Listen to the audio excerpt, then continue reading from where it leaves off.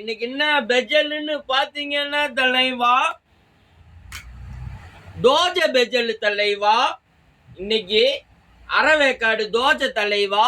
இந்த சைடுக்கு வெள்ளையா இருக்கா, இந்த சைடு பாருங்க ப்ரௌன் கலரா இருக்கும். இதுதான் தலைவா அரைவேக்காடு தோசை.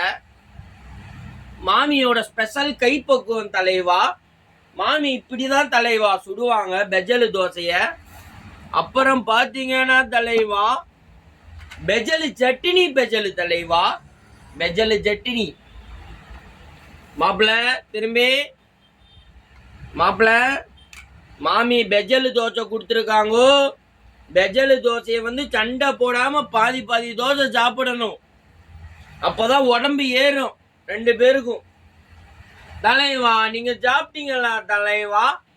எனக்கு காலையில கியா கியாந்து தலைவா. நான் சாப்பிட போறேன் தலைவா பெஜல் தோசை.